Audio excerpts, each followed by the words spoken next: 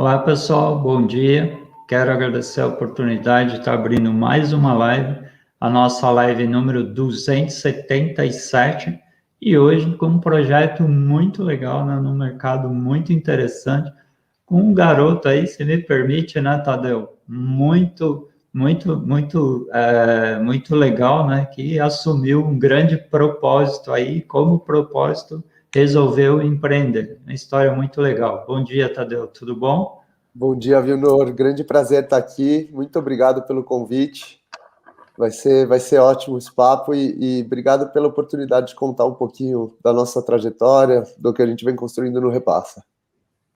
E é isso, nós que agradecemos, cara, principalmente, né, por trazer, trazer, né, e dar visibilidade a alguns verbos aí que eu acho que são muito legais, né, que você assumiu, né? Vamos começar pela questão do propósito, né, e contribuição, e tem vários outros aí que dá para a gente conjugar espelhando, né, o que você está fazendo, o que você assumiu, né, e a projeção que você está dando dentro da empresa, né, que você colocou em pé, né, e tem um potencial imenso aí de crescimento, né, só para dar uma pílula aí para o pessoal, né, que está acompanhando a gente, você fala em crescimento de 25 vezes maior do que as empresas que estão no mercado tradicional, né, então tem muita coisa aí para a gente contar.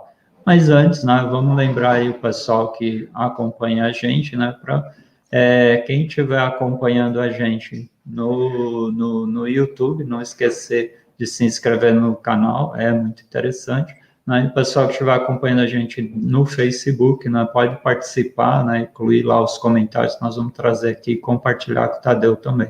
Muito legal, né? E sobre as perguntas, né, aí nós vamos aproveitando e dando uma dinâmica aí até para ir respondendo algumas expectativas, né, de quem estiver com a gente, para entender e dar um sinal de retorno, né, para vocês, que é fundamental dentro do projeto. Agora, um recado importante, né, sobre o executivo, né, que nós estamos aí em plena campanha do Prêmio Personalidade Cliente SA 2021, com 4 grandes amigos concorrendo aí, o Arnaldo do iFood, o Caio da 99, a Juliana do Banco Original e a Cláudia Vale. Vale dar uma olhada lá, né, no site, a Nath vai subir o link para a gente aí, para vocês darem uma olhada, né, e fazer o reconhecimento a esses profissionais que representam, né, um grupo de profissionais que tem no mercado que passaram por grandes transformações e desafios o ano passado. Muito legal. Aí vamos agradecer aos nossos apoiadores. A Atento, né, que está nos apoiando desde agosto do ano passado, e a Alma Viva, que nos apoia no Bate-Papo Insights, nosso programa de segunda-feira, que é realmente um bate-papo. É segunda-feira, ele é quinzenal. E aí vamos aproveitar para começar a conversar com o Tadeu aí, né, para a gente não perder muito tempo, muito pelo contrário, aproveitar o nosso tempo aí com ele. Tadeu, a gente estava conversando, né, ali no nosso aquece ali, acho que uma coisa muito legal, né, é a gente falar sobre essa questão do propósito. Meio você largou tudo para tocar um negócio porque você acreditava naquilo e não só acreditava, mas via naquilo um propósito, né? De você atender um propósito. Eu acredito muito que qualquer carreira, qualquer trabalho, profissão, vai ser desafiador, não vai ser legal e divertido o tempo inteiro, vão ter obstáculos, dias difíceis, tarefas difíceis. Eu acho que quando a gente faz as coisas com propósito, acreditando no resultado final do seu trabalho ali e o que ele está agregando para o mundo, tudo fica mais fácil, né? Ou pelo menos a gente tem muito mais garra, muito mais energia para ir além. E eu queria muito conseguir, através do meu trabalho, deixar minha contribuição, tentar melhorar o mundo, nem que fosse um pouquinho. E eu não estava conseguindo fazer isso na minha carreira inicialmente, eu era diretor de arte, eu sou formado em publicidade, e eu escolhi essa carreira por tentar pôr um pouco de criatividade, de inovação na minha carreira, e era o único caminho que eu conhecia na época para usar a criatividade profissionalmente. E só que vender produtos que nem sempre geravam um ganho positivo para o mundo ou estimular um consumo desenfreado estavam me frustrando. Eu falava, poxa, estou virando noite após noite aqui na agência, trabalhando que nem maluco, sem contribuir muito para o mundo, né? Eu acho que eu posso entregar mais. Eu decidi sair de publicidade, mas era o que eu melhor sabia fazer até então, e fundei uma agência de publicidade com 2 sócios, acreditando que na nossa própria agência a gente poderia escolher mais os clientes, os trabalhos que a gente pegaria, e isso mudaria um pouco. Na verdade, não mudou tanto, eu continuava um pouco frustrado, e eu tocava diversos projetos digitais na agência, então cada vez eu estava mais conectado com negócios que, através de uma plataforma, conseguem impactar milhões de pessoas. E isso começou a me chamar muita atenção, dessa oportunidade de escala que um negócio digital permite. E eu comecei a pensar, poxa, a gente podia tentar fazer um negócio que resolvesse uma grande dor da sociedade, e com isso pudesse alcançar milhões de pessoas. Isso seria uma grande oportunidade financeira, esse grande problema. Eu acredito muito que as maiores oportunidades de negócio estão nos maiores problemas da sociedade. E, ao mesmo tempo, eu queria fazer um negócio que pudesse gerar impacto social e ambiental no core desse modelo, que conforme o negócio fosse crescendo, fosse empregando mais gente, fosse faturando mais dinheiro, ele pudesse também ir aumentando proporcionalmente o impacto que gerava. E foi assim que o Repassa nasceu. Nessa pesquisa, a resposta mais óbvia que eu cheguei foi do mercado de usados. Todas as pessoas têm uma infinidade de coisas dentro de casa em ótimo estado que não usam mais, que ficam ali acumulando poeira, e o produto mais sustentável é aquele que já existe, né? Então, naturalmente, a gente já conseguia aumentar o ciclo de vida de produtos e com isso diminuir o impacto ambiental. E a gente também no Brasil tem muito a cultura de doar o que a gente não usa mais, mas para qualquer projeto social, receber produtos é muito pior do que receber recurso financeiro, porque uma ONG, uma instituição, um projeto social não tem aquilo como core, não é uma loja, não é um bazar, né? Eles têm aquilo para transformar doações em recurso financeiro. A gente falou, poxa, a gente pode ser um facilitador para a geração de recursos para projetos sociais. Vamos tentar estimular as pessoas também a doarem uma parte do que elas venderem das coisas que elas não usam mais. Então foi nessa mecânica que o Repassa nasceu, tentando fazer um ciclo em que todo mundo ganhasse. Vendedores gerassem renda através do que não usassem mais, compradores comprassem produtos úteis de forma muito mais acessível, todo mundo tivesse um consumo mais consciente e sustentável, e através da mecânica dos projetos sociais a gente conseguisse gerar recurso significativo para tentar ajudar quem mais precisa. E foi muito, muito gostoso esse começo ali, né? Muito desafiador também, um monte de tropeços É isso que eu ia levantar, falar, né? mas muito, muito gostoso começar a ver aquele propósito de, poxa, o que eu estou fazendo de fato tem um potencial, que na época era só um potencial, de contribuir de alguma forma, né? A gente tem chance de gerar impacto. Mas aí, mas aí quando você falou, né, das dificuldades, né, você teve que vender carro, casa, você começou na garagem, como é que você começou? Eu vendi a minha participação na agência para os meus sócios. Eu trabalhava ainda, nesse momento, com alguns, como posso dizer, freelancers, assim, eu tinha alguns clientes que me ajudavam com uma certa renda, e essa venda da agência me permitiu focar 100% no Repassa. E acabou sendo todo o meu patrimônio no final que eu tinha construído até ali, né? Então, pele no jogo, que a gente fala, 100%.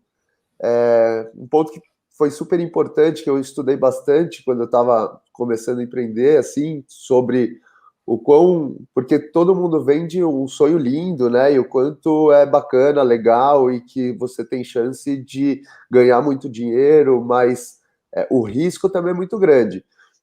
Então, eu ouvi muito boas práticas de empreender, que é muito importante você conseguir construir um pé de meia para conseguir se sustentar de 1 ano e meio a 2 ali, sem contar com R$ 1 do negócio, para que a gente conseguisse levantar o negócio sem que ele precisasse sustentar minha casa, minha família, até ele ter um tamanho suficiente ou começar a receber investimentos externos para que eu começasse a ter um salário, lógico, muito mais baixo do que seria o salário de mercado, mas pelo menos para ajudar nas contas de casa.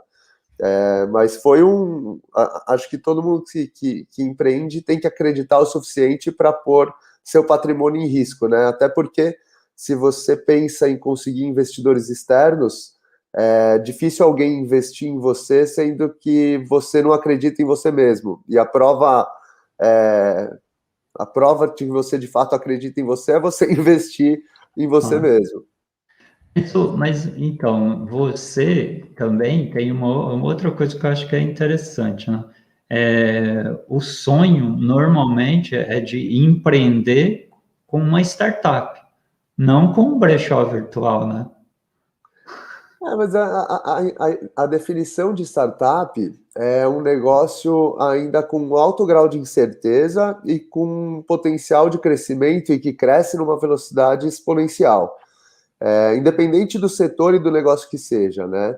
Então, a gente é um brechó online, no final a gente é um intermediador entre compradores e vendedores, e o produto que a gente intermedia são as roupas que a gente não usa mais, que ficam ali paradas no guarda-roupa, mas que ainda estão em ótimas condições.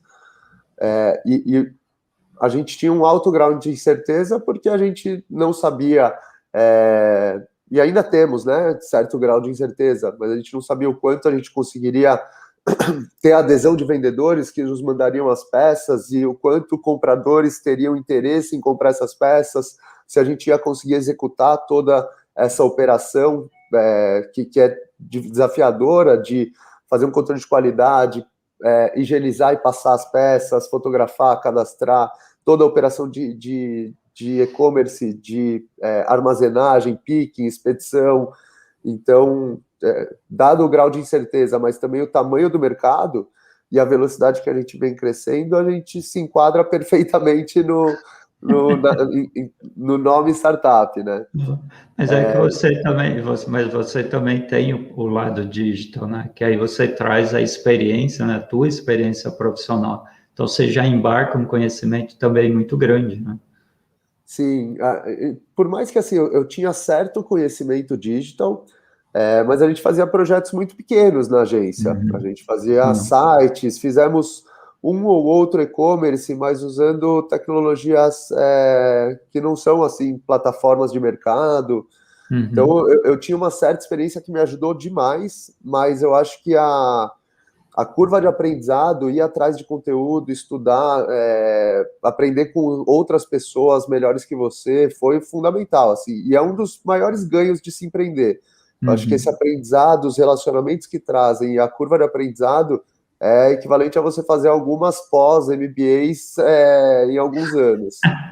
E foi muito legal, porque o meu lado de design e direção de arte foi super importante para a gente conseguir criar uma plataforma com menos recurso, porque só de você contratar isso externo seria um investimento muito maior, né? Então eu consegui desenvolver. A gente trouxe um sócio que era programador, que era um desenvolvedor e que fez a plataforma inicial. Infelizmente ele teve que sair logo no primeiro ano de operação, e a partir daí a gente começou a trazer, era eu de fundador, e a gente começou a trazer time para reforçar, e principalmente com as habilidades que eu não tinha, né? Então foi crescendo complementariamente. E quando você olhou e falou assim, putz, deu certo. É difícil, né, Vilmar? Porque quando a gente cria um negócio, a gente, pelo menos eu acredito muito em sonhar grande, que dá o mesmo trabalho que sonhar pequeno, mas a gente mirando nas estrelas, pelo menos até a Lua chega, né? A gente hoje já Boa. está muito, infinitamente maior do que a gente já foi. A gente cresce cerca de 3 vezes por ano. E a gente já movimenta tanto o volume de peças quanto o volume financeiro interessante. Temos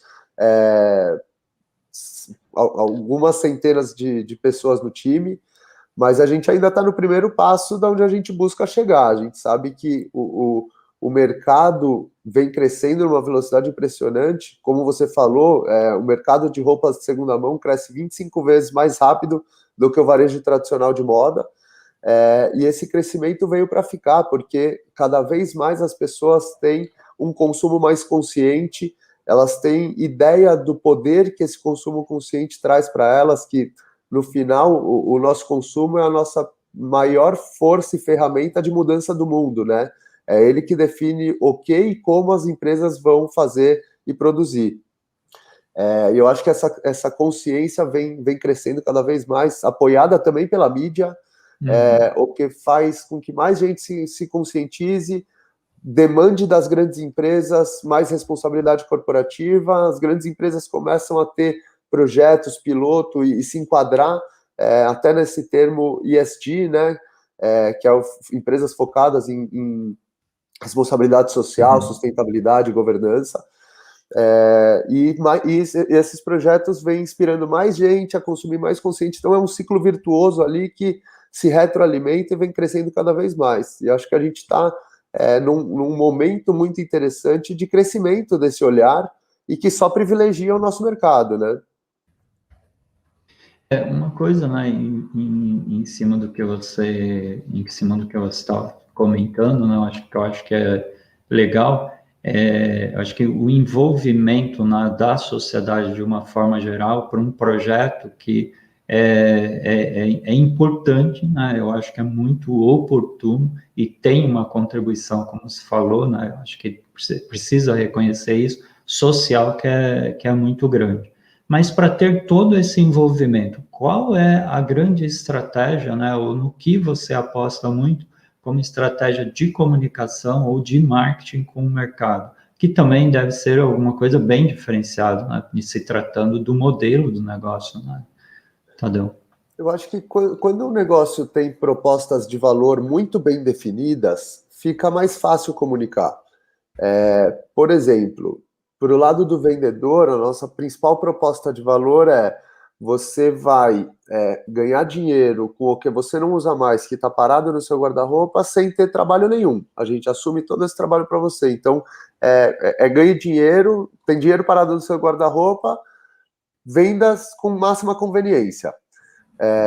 E é muito simples comunicar. Pro lado de quem compra com a gente, poxa, você compra uma peça tão boa e útil quanto uma nova na loja, mas paga até 90% menos, com a mesma segurança e a gente tem controle de qualidade, então, de fato, você vai receber uma peça em estado de novo.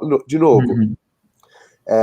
E para ambos, né, para todos, a gente tenta fortalecer muito esse lado de além de ser inteligente, você gerar renda que você não usa mais e você consumir de forma muito mais econômica, esse negócio é muito mais sustentável. Quando a gente aumenta o ciclo de vida de uma peça, vendendo ela, uma peça usada, a gente abate 82% do impacto ambiental gerado na produção dessa peça. E Caramba. considerando que a indústria da moda é a segunda mais poluente do mundo, esse impacto é muito grande, é muito tangível. Então a gente comunica muito isso, de além dessas propostas de valor que fazem muito sentido, você vai estar fazendo bem para o meio ambiente e também para projetos sociais, porque boa parte dos valores e dos nossos vendedores é super solidário e destina uma parte dos valores para as ONGs que a gente apoia no Repassa, que são mais de 30.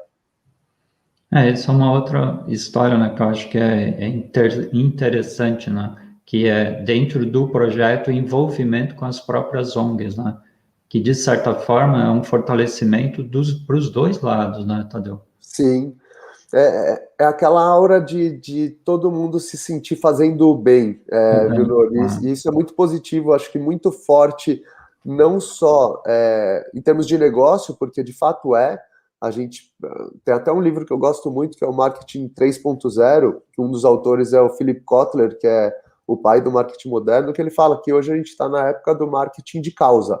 A gente passou, o 1.0 era o produto, o 2.0 era a experiência, e o 3.0 é a causa, no sentido que as pessoas precisam se sentir fazendo o bem ao consumir seu produto.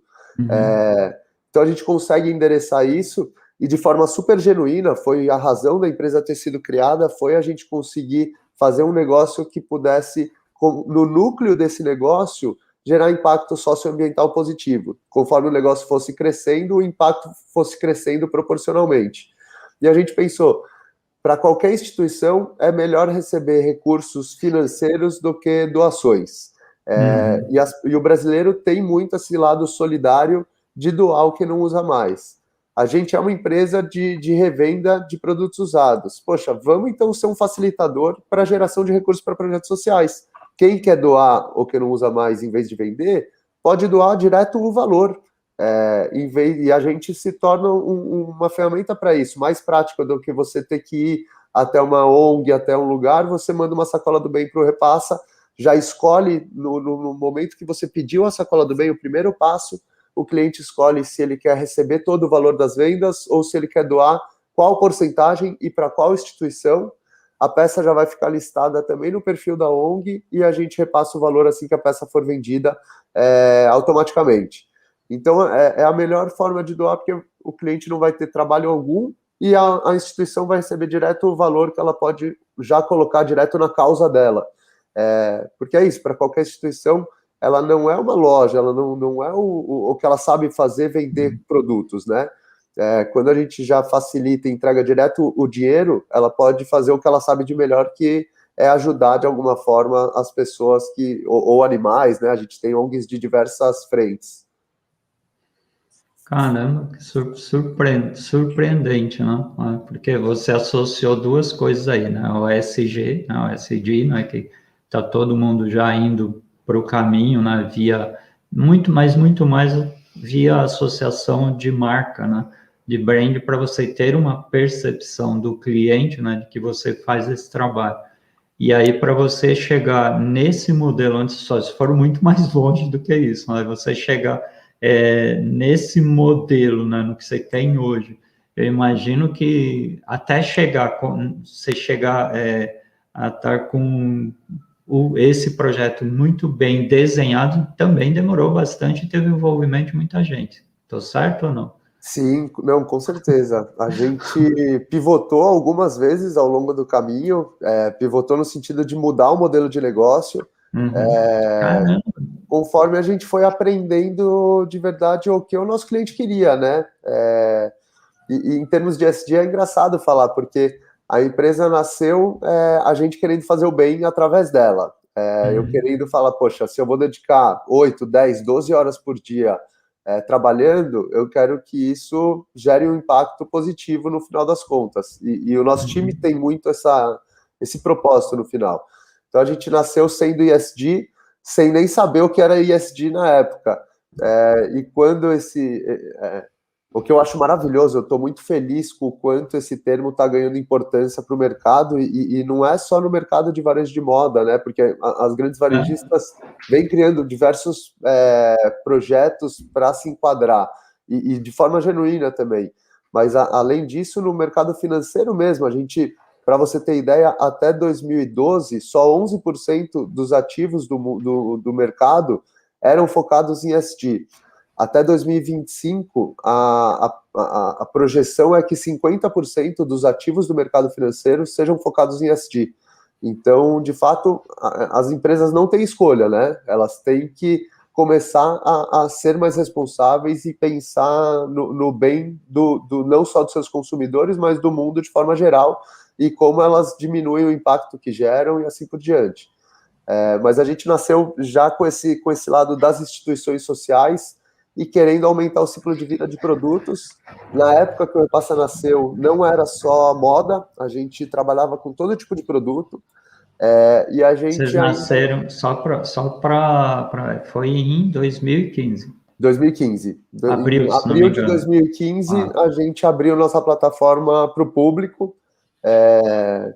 ainda a gente considerava um MVP, mas a gente falou, tem que se abrir, né? Vamos para cima.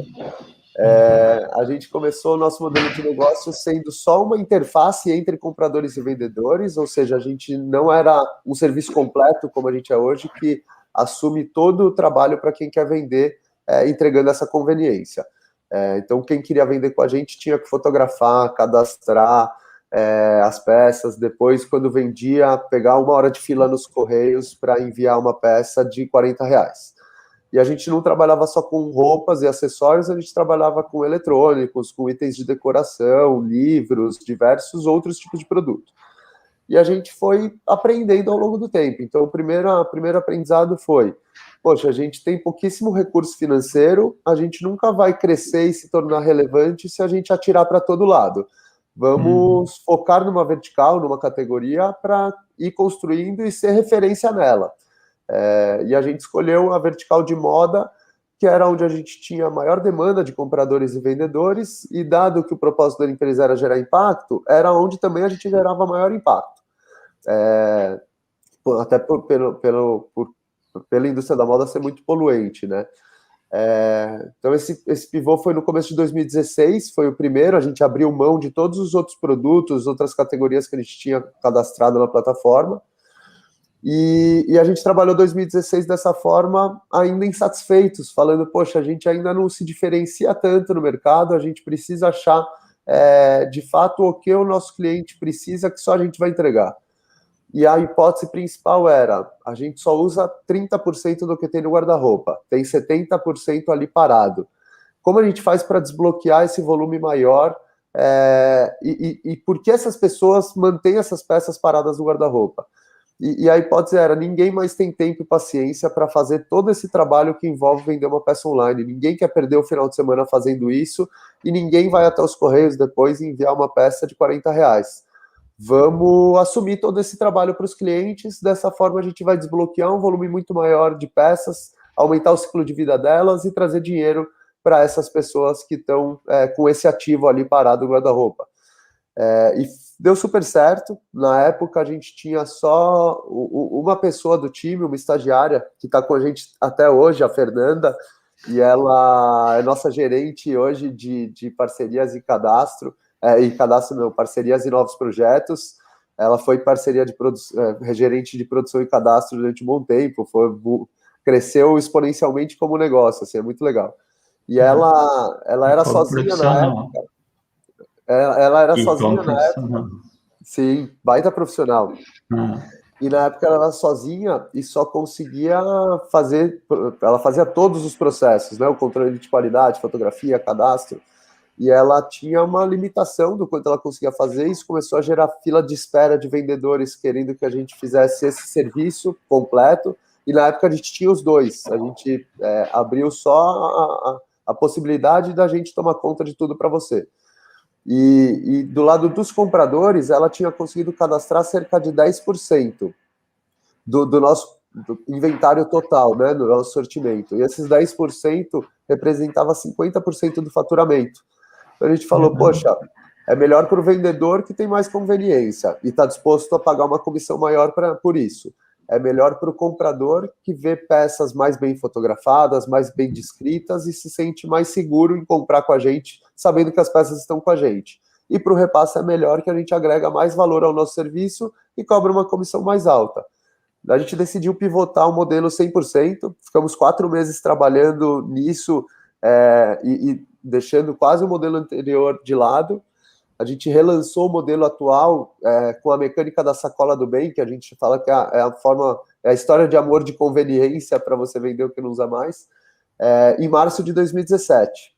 E que foi um relançamento mesmo do repasse. A gente abriu mão de 90% das peças cadastradas para ficar só com o que estava fisicamente com a gente, e repaginamos toda a plataforma, e foi a melhor coisa que a gente fez. Se a gente não tivesse aberto a mudança, impulsionando a mudança, provavelmente o repasse não existiria mais.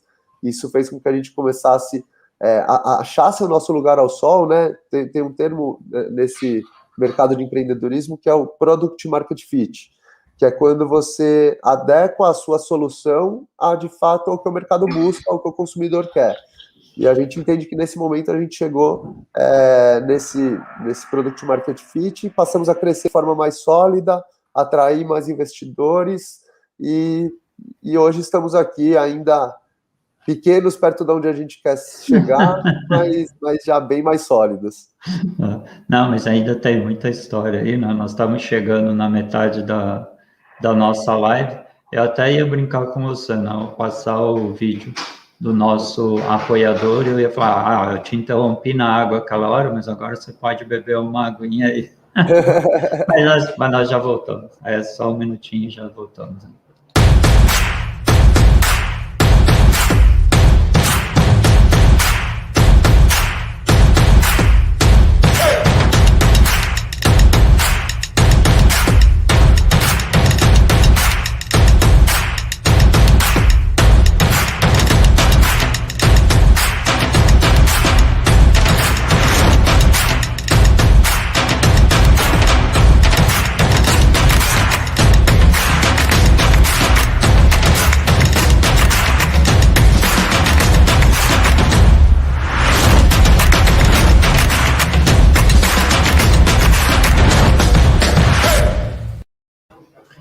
Tadeu, antes da gente te trazer para retomar a nossa conversa aí, só lembrar o pessoal, né, que está acompanhando a gente, ou que vai ver a gente como acervo, lembrar sobre a nossa live de amanhã, né?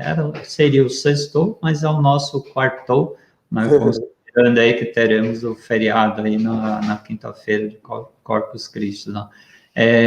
Vai ser sobre fadiga digital, muito legal, né? A nova realidade e a saúde mental. Tem 3 especialistas de áreas bem distintas aí, né? Com bastante conhecimento. Eu acho que essa é a riqueza da discussão que nós vamos provocar amanhã. Vai estar a Fernanda Caracciolo, que ela é diretora de Gente e Cultura da Raia Drogasil, o Fábio Sato, que é diretor de novos negócios da Vitalk, e a Graciele Fagundes Nascimento, que é a head de RH da YPF Brasil.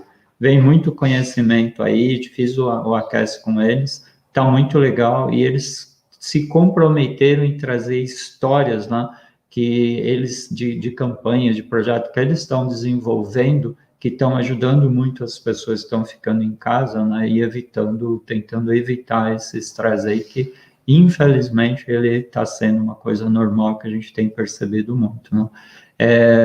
Mas aí, retomando com o Tadeu, você deu muito spoiler aí, cara, e eu fico em dúvida aqui por onde nós vamos retomar. Uma questão que eu acho que é muito legal que você falou, né? Quando a gente fala de empreendedorismo, eu acho que você tem vários desafios, né? Mas você falou 2 coisas que eu acho que são muito interessantes, que é percepção de mercado e visão estratégica, né? Quando você falou a decisão de sair de um modelo para ir para o outro modelo, é onde você tem que ter muito feeling, muita percepção, né? Como é que isso aconteceu, né? E como é que você traz isso para dentro da cultura da empresa que você está estruturando? Perfeito. Eu acho que é difícil achar o momento certo de mudar, pivotar o negócio, e é aquela coisa que não tem receita de bolo, né? Uhum. Eu acho que é uma percepção de que você tem uma expectativa de crescimento maior, ou ainda você não sente que o seu produto, o serviço, é significativamente melhor do que o que já existe no mercado. Quando você sente que você está fazendo mais do mesmo, você ainda não se diferenciou o suficiente para ganhar relevância. E eu tinha muito esse sentimento de, poxa, a gente talvez seja melhor em termos de empatia pelo nosso cliente, talvez a gente seja melhor em termos de propósito, de querer fazer o bem, mas em termos de serviço propriamente dito, a gente não se diferencia tanto. Tem outras empresas que fazem da mesma forma e tem uma escala maior, então a gente não vai se tornar mais relevante. Eu acho que quando você quer fazer algo disruptivo, que vai ganhar escala, relevância, tomando o mercado de empresas muito maiores, você precisa, de fato, ganhar uma relevância para o cliente que faça ele abrir mão de uma solução que ele já está acostumado e tentar algo novo. E eu acho que a percepção nossa foi essa. Eu ainda não estava entregando um valor tão grande que o cliente, alguns sim, mas numa proporção maior, que o cliente ficasse disposto a abrir mão do que ele já estava acostumado, do que ele já usava, ou se ele nem usava, passar a usar um novo serviço. E a gente foi pensando em alternativas de, poxa, como eu crio esse valor tão grande para fazer esses clientes ou passarem a usar um novo serviço que eles não usavam, ou a sair de um serviço que eles já usavam para tentar algo novo. E eu acho que quando você tem esse pensamento de buscar ser mais relevante para o cliente constantemente, a gente vai achando soluções e está aberto a sentir e ver de fato as necessidades do cliente. Que às vezes nem o cliente mesmo sabe, né? Mas acompanhando o perfil do cliente e como ele se comporta e o que ele faz e onde ele foca mais esforço, a gente vai tendo insights para criar propostas. Eu acho que isso, em termos de cultura, a gente tem no Repassa alguns valores referentes a isso que são bem importantes e a gente tenta reforçar sempre. Primeiro é ser do bem, principalmente com o nosso cliente, que é a razão da gente existir. A gente só tem emprego, a gente só gera impacto positivo no mundo, a empresa só existe por conta dos nossos clientes. Então, ser uma empresa do bem que age com empatia máxima pelo cliente. Um outro valor que é fundamental é a gente evoluir constantemente e ser aberto à mudança. Isso como pessoas e como empresa. Porque se mantendo, evoluindo constantemente como pessoas e a empresa crescendo na velocidade que cresce, nosso time vai estar apto a aproveitar as oportunidades de crescimento que o crescimento da empresa vai trazer, de promoções, criação de áreas de liderança, criação de novas áreas na empresa, e a gente sempre tem a preferência de contratar e promover internamente do que buscar no mercado, né? Valorizar a prata da casa. Mas para isso o time precisa estar apto e evoluindo constantemente. E nesse quesito evolução, cabe para a empresa também, no sentido de impulsionar a mudança, estar aberto a ela e sempre buscando alternativas para tentar fazer melhor. A gente sempre fala que, poxa, nada que a gente faz hoje e nada que existe no Repassa é escrito em pedra. Se a gente estiver fazendo igual daqui a um ano, está errado, porque a gente não evoluiu nada. A gente não pode fazer igualzinho uma coisa durante um ano inteiro na velocidade que o mundo evolui hoje em dia, né? E que a gente tem acesso à informação e que então testar constantemente, criar novas hipóteses. Eu acredito muito naquele ciclo de melhoria contínua, né? De criar novas hipóteses, testá-las, as que forem validadas implementar, as que não forem validadas, por que não? Aprender com elas, criar novas hipóteses em cima disso e fazer ciclos curtos desse tipo de aprendizado. Nem sempre é tão fácil, né? Mas a gente tenta colocar isso para o time como um todo, ter uma inteligência coletiva ali nessa criação. Muito bom, muito bom. Tem uma questão que o Cláudio colocou aqui, tem muito a ver com o que a gente está conversando, acho que encaixa aqui uma resposta talvez bem simples. A Repassa está crescendo muito também em função das várias parcerias que vem estabelecendo, correto? Que tipo de parceria ainda precisa ser conquistada dentre as perspectivas da atividade? Que desafios você tem ainda aí? A gente sempre foi super aberto a parcerias, assim, eu acredito que, como a gente falou no começo, esse propósito do Repassa foi criar relações em que todo mundo ganha. Clientes de ambos os lados, né, vendedores e compradores, meio ambiente e sociedade. E toda relação de parceria tem que ser uma relação em que todo mundo ganha, senão ela não é durável, senão ela não é de longo prazo, e a gente busca construir relações de longo prazo no Repassa. Então a gente já construiu grandes parcerias que hoje são motivo de muito orgulho para a gente, marcas que a gente admirava, que a gente tem como referência, viram valor em se unir com a gente, tanto pelo propósito e agregar esse propósito à própria marca, que já tinha iniciativas de uma economia mais circular e de um consumo mais consciente, mas também de entregar benefícios para esses clientes, monetizar esses clientes, e isso é uma forma delas gerarem receita e fidelizar, gerando recompra e recorrência, e para a gente é maravilhoso porque a gente acaba tendo acesso a uma base de clientes fiéis de diversas marcas, que passa a conhecer o nosso serviço, usar o serviço, e acaba usando o nosso serviço, e muitas vezes se monetizando, para comprar algo numa marca que ele já gostava. Então, a gente criou uma facilidade a mais para esse cliente também.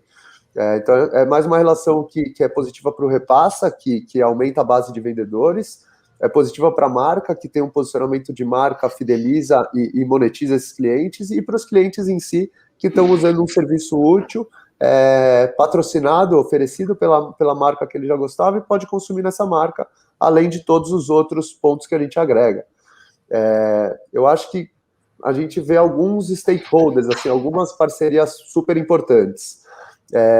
Varejistas de moda, que a gente acha que é onde a gente tem mais validado, agrega mais valor. Nosso objetivo agora é conseguir escalar as parcerias que a gente já tem. Claro, estamos abertos a novas parcerias, mas principalmente a gente quer ser muito relevante para as marcas que já são nossas parceiras, para que a gente possa escalar para todas as lojas, e-commerce dessas marcas, e alcançar, de fato, um impacto positivo nessa relação.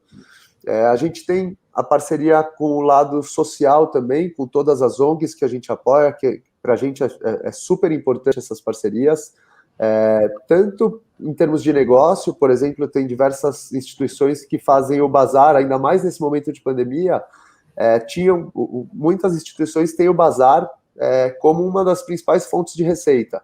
E durante a pandemia, os bazares físicos tiveram que fechar, não podiam atender clientes, então muitas acharam no Repassa uma solução para ter os seus bazares operando, e mandaram peças para a gente. E para a gente é o nosso trabalho, né? É intermediar a venda de produtos usados.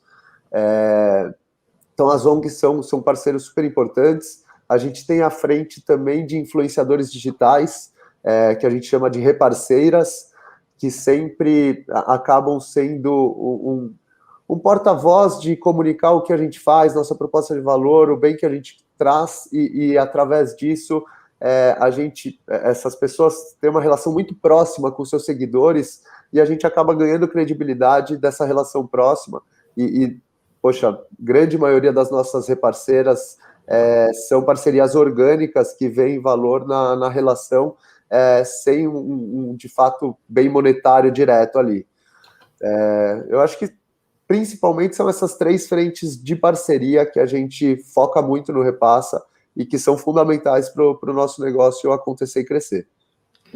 Legal. Agora a gente não falou ainda, não é, do consumidor. Você só deu uns spoilers aí, e uns spoilers bem interessantes, né, do tipo, é lá que vocês vão buscar informação, é lá que vocês vão buscar percepção, né, do consumidor, e você até colocou, né, uma frase muito legal aí, que ele é a fonte de existência de vocês, né? Então, como é que você trata esse cara? Como é que você vai buscar informação? Como é que você se diferencia se relacionando com ele? Acho que isso é 10, cara. Sim. Não, e eu acho que calhou muito de forma natural para o Repassa. A gente, com esse propósito de ser do bem e ser uma empresa que age com empatia pelo cliente, porque não tinha como a gente querer fazer o bem, querer ser bom para o mundo, para todo mundo, e tratar o nosso cliente de forma irresponsável, ou sem atenção, ou sem cuidado e carinho. Então, isso foi natural para a gente, mas por conta de ter... Perdão.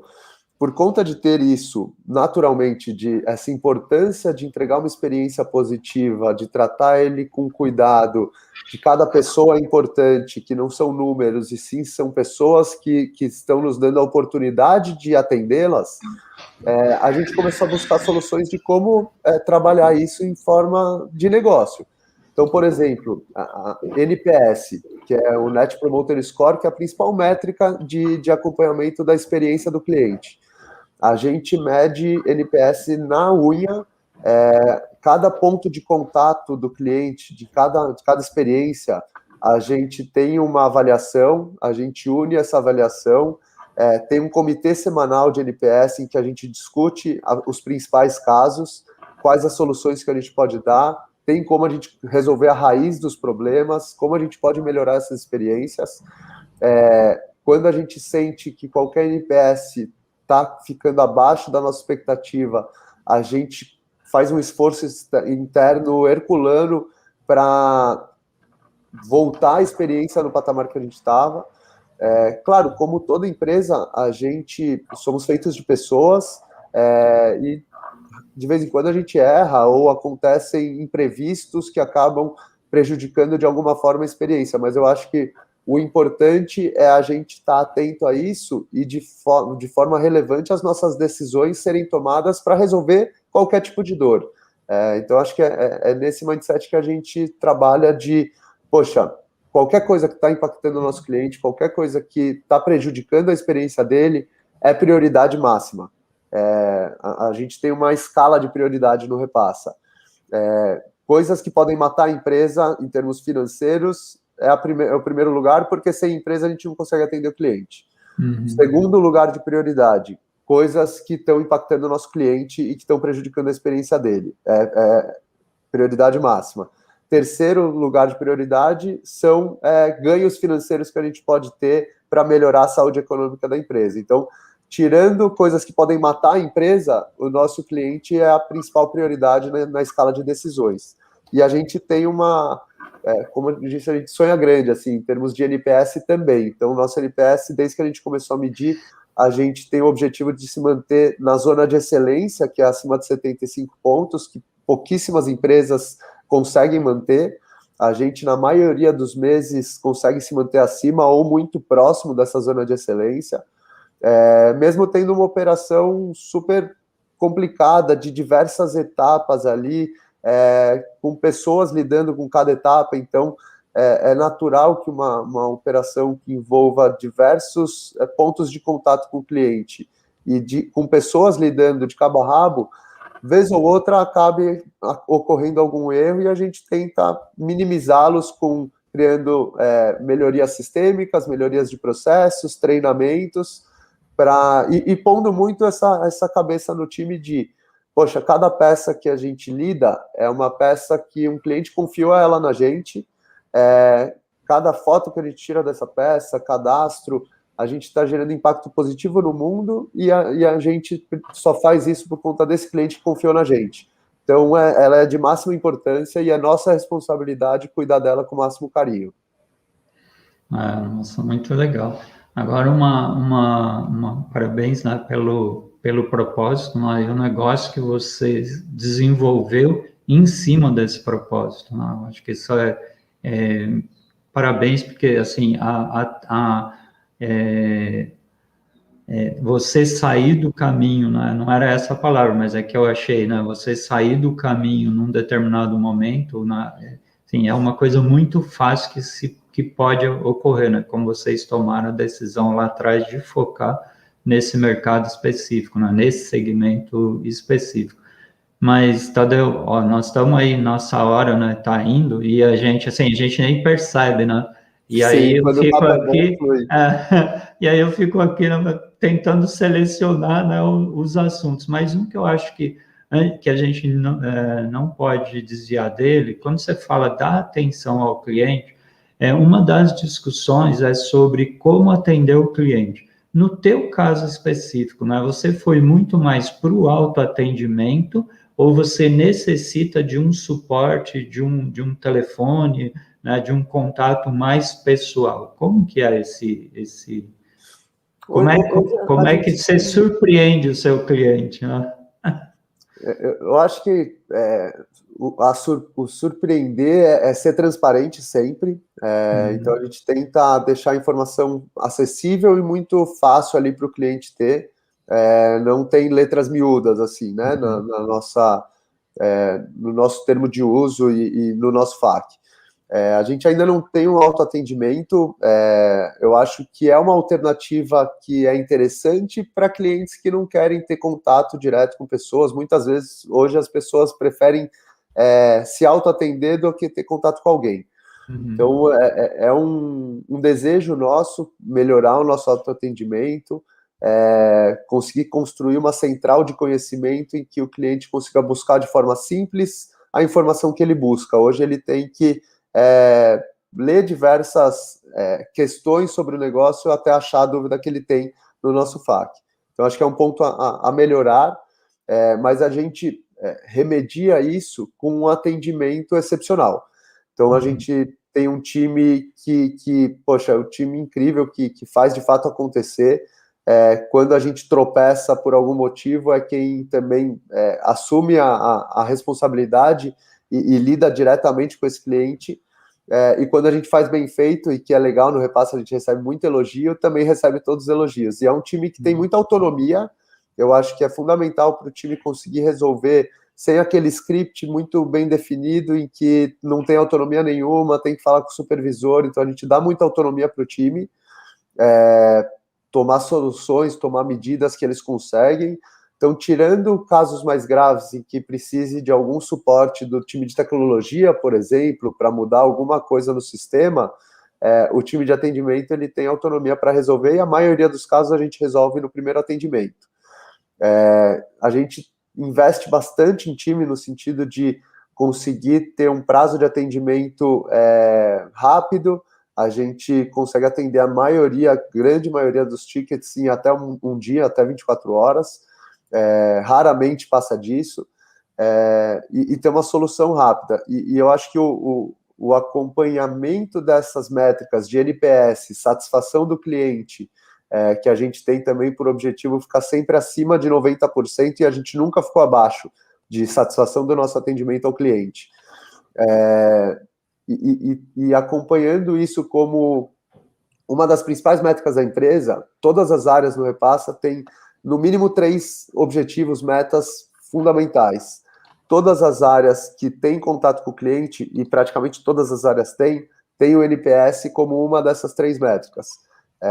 Então, entregar uma experiência incrível é responsabilidade fundamental de todas as áreas, de todos os profissionais do Repassa, e é por isso que eles são avaliados também. Então, acho que isso é importante, né? Você pôr a experiência do cliente no topo dos resultados e das decisões que são tomadas na empresa.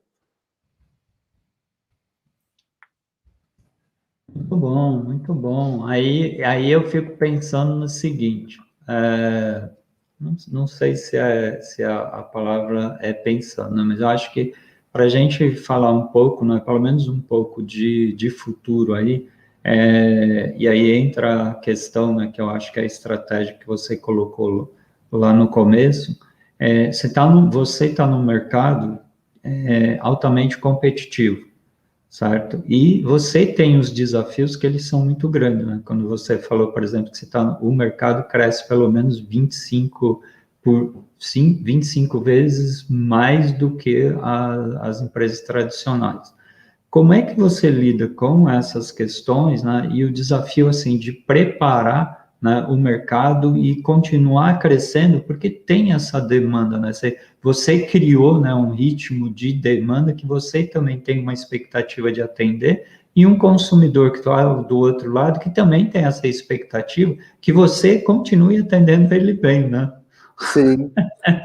Não, até um ponto que acabei surgindo depois da última resposta, que até uma dica para quem empreende, esse cuidado com o consumidor, com o seu cliente, e medir a experiência que ele está tendo, tentar melhorar ela. Para o repasse em si, ele é fundamental até para a saúde do negócio, porque eu entendo que uma grande experiência acaba sendo a principal razão de gerar recorrência, clientes fiéis que voltam a comprar com você. E para o nosso negócio, que a gente tem uma margem super apertada, com peças únicas que a gente vende, recorrência é fundamental, né? O que faz o modelo parar de pé.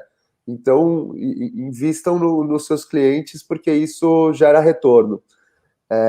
E com relação ao crescimento, eu acho que com relação a educar o mercado, a gente tenta muito pôr consciência de consumo na mente dos clientes. A maioria das vezes, o motivo inicial que um cliente busca ou repassa, o comprador busca ter acesso a uma peça de qualidade por um preço muito baixo, e o vendedor busca monetizar as roupas que ele tem parada no guarda-roupa sem ter trabalho nenhum. Esses dois lados, eles buscam ter uma experiência positiva, essa é a proposta de valor inicial, mas a gente depois, no pós-venda, depois que ele teve a primeira experiência, a gente começa a pôr muita informação para ele do quanto ele está fazendo de bem para o mundo através daquela decisão de usar o repassa. Então, quanto aquela peça que ele vendeu economizou de água, de CO2, de energia elétrica, o quanto repassou para uma instituição parceira, peças que a gente acabou conseguindo doar, que foram reprovadas no nosso controle de qualidade. Então, a gente vai informando ele de todo esse impacto e isso vai conscientizando para que ele tenha mais consciência, propague essa consciência, inspire outras pessoas a ter consciência também e gere uma recorrência, uma fidelidade com o nosso negócio. Então, acho que esse trabalho de educação, no nosso lado, pelo menos, é muito através de conteúdo e no pós-venda. Com relação a crescimento e manter a experiência, eu acho que é o maior desafio, de fato, do nosso negócio. A gente vem crescendo 3 vezes ao ano, e esse crescimento, essa velocidade de crescimento, acaba muitas vezes gerando dor de crescimento também, né? De, ter que mudar de uma sede para outra, movendo centenas de milhares de peças, reendereçando essas peças, fazendo todo o inventário de novo, fazendo isso no mínimo período de tempo possível para que os clientes não tenham pedidos atrasados, e a gente tenta fazer o melhor planejamento do mundo possível e o máximo de esforço, mas vez ou outra, de fato, acaba transbordando um pouco no cliente, o mínimo que a gente espera, mas, por exemplo, recentemente a gente teve um episódio que para a gente, e quando isso acontece, é de perder o sono, a gente fica, de fato, muito, muito mal, muito preocupado, mas a gente implementou um sistema logístico, um WMS, e a gente teve que reinventariar todo o nosso estoque para conseguir implementar o sistema e passar a entregar os pedidos através do sistema. A gente fez isso para ter mais controle, menos erros e mais velocidade no atendimento dos pedidos. Então, essa decisão foi tomada pensando no cliente. Mas, no final, a gente demorou cerca de 4 dias a mais do que a gente tinha planejado, e esses 4 dias foram diretamente atraso no pedido dos clientes, então gerou todo um estresse poxa, a gente sendo genuinamente uma empresa que tem como propósito atender muito bem e ser uma empresa do bem, com transparência, quando isso acontece é muito ruim. Tanto para o cliente, para a nossa imagem, mas principalmente internamente, o quanto isso nos deixa triste, de fato. Mas que eu acho que é como a gente falou, coisas feitas por pessoas, a gente invariavelmente vai errar em dado momento, e o que diferencia uma empresa da outra é o quanto você se esforça para corrigir o erro de forma transparente, rápida, para voltar a experiência no patamar que você tinha, e principalmente de forma transparente no sentido de dividir de fato a dor ali, a dificuldade com o cliente que gosta de você, que usa seu serviço e que, na grande maioria dos casos, 95% dos casos, o cliente é super compreensivo e fala, poxa, obrigado pela transparência, com certeza eu vou continuar usando o Repassa e boa sorte na resolução dessa dor que vocês estão passando agora, sabe? Então, acho que isso é um lado positivo. A gente, de vez em quando, tropeça, mas a gente tropeça com transparência e tentando resolver o mais rápido possível. E eu acho que nessa velocidade de crescimento é difícil não existir tropeço algum. Não. Você falou, né, várias coisas aí que, juntando, né, quando você citou lá no começo, né, a questão do MVP, né, estava com ele pronto, vai ou não vai, né? Aí depois, lá no meio, quando vocês decidiram, né, no meio, digo da live, né, porque no tempo de vocês, eu acho que ele foi mais rápido, mas aí tomaram a decisão de focar, né, no segmento. E essa questão da transparência, né, eu acho que ela é fundamental, e a gente tem visto muito nas últimas lives, né, que a questão do MVP, você viu uma possibilidade, lança, né, e aí o cliente hoje ele está muito mais receptivo. Então, como você comentou, né, você teve uma dificuldade, ficou 4 dias sem entregar, mas você foi transparente para o cliente, né, ele provavelmente não te abandonou por isso, porque você foi transparente. Né? Se você escondesse, ou se você tentasse dar uma volta nele, provavelmente você estaria com grandes problemas financeiros hoje, né? E um monte de clientes indo embora.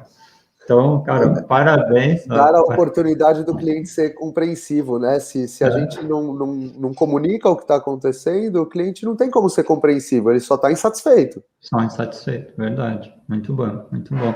Bom, cara, parabéns, Tadeu, pelo projeto, né? Pela estratégia, posicionamento, né? Desejamos sucesso aí para vocês e ficando à disposição. Não sei se faltou alguma coisa ou se você ainda quer acrescentar alguma coisa antes da gente fechar. Fica à disposição.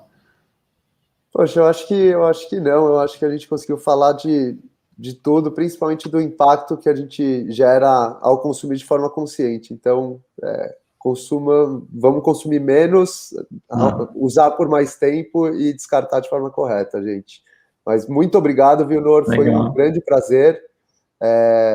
Super papo gostoso, fluiu, nem vi o tempo passar. O tema super relevante. Obrigado. Legal, que é isso, nós que agradecemos. Mas as lives são assim mesmo, né? Quando elas estão pegando ali, estão começando a ficar bom, tá no horário. Olha que nós estamos falando de 1 hora, né? Sim. Cara, obrigado, parabéns, né, pelo sucesso, pelo projeto, né?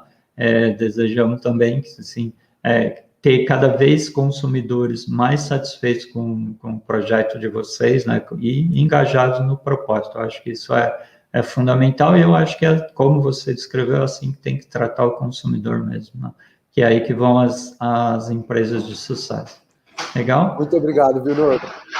Que é isso. Abraço. Eu que agradeço, pessoal. Obrigado pela companhia. Não esqueçam, né? Amanhã nós temos uma outra super live que nós vamos falar sobre a fadiga digital, né? Com 3 grandes especialistas. Tá bom? E os outros recados normais, né? Visitem e aproveitem o conteúdo que nós temos gerado. São mais de 940 vídeos de conhecimento que nós temos no nosso acervo dentro do canal no YouTube. Beleza? Obrigado, fique com Deus, até a próxima.